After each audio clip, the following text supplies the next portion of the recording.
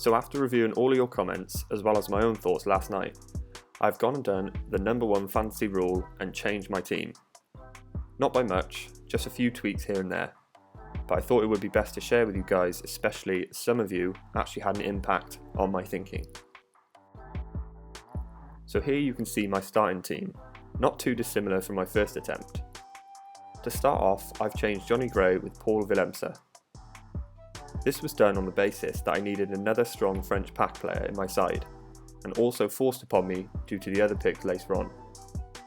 Now I don't see a huge leap from Johnny Gray to Willemse, so I think they'll both score pretty similarly. Next up is Sione Tuipulotu. Now, in the comments of yesterday's video, Ethan Jones drew my attention to Tuipulotu's in-game position, which is scrum half.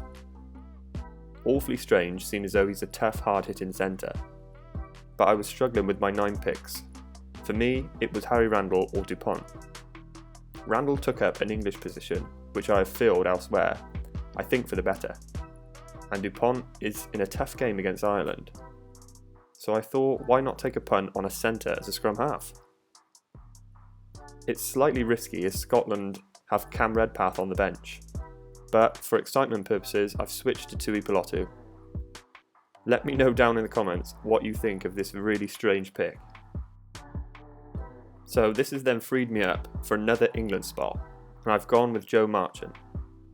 I just think having all of England's ball carrying and line break threats is such an asset. And I did worry about Randall's minutes, but with Marchant I feel like he has a bit more in him, and maybe the whole 80. I'm still captain Mailings at this point. Don't think I'm going to change that, because if I do, and he gets a bag load of points, I'll probably be deleting my channel. Just kidding. So then on the bench, I've changed the whole lot. I thought about it, and actually Scotland have changed their whole starting front row from last weekend. In the comments of yesterday's video, Henry Miller actually pointed this out. But why would they do that? In Henry's words, I probably think they're looking to do a full bomb squad, maybe at half time or something. And with my prediction being a tight Scotland win, this could be where they win the game. So for me, George Turner as a super sub offers a great way to get points, hopefully from some rolling mauls. Then I've picked Liam Williams, who is probably a safe-ish pick. I thought I'd spread a little more Welsh players across the team, because they are at home after all. And I do expect Williams to contribute somewhat, as he is one of the more senior players in that side right now. Then finally, I've dropped Gael Fickou to the bench, obviously in place of Marchant. I think this is sensible. I mean, Marchant is playing Italy, but still having Fickou in the side is probably for the best, as I think he can still do some damage. So, that's the end of the video. I'd like to say on record that this probably isn't the final team I decide to go with.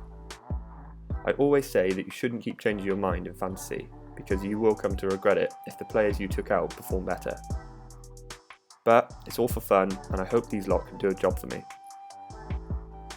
Thanks again to all of you who dropped comments in yesterday's video. I don't know if you've helped me or hurt me with my team selection, but I do appreciate it. Have a great weekend of fantasy, and I'll see you in next week's roundup video.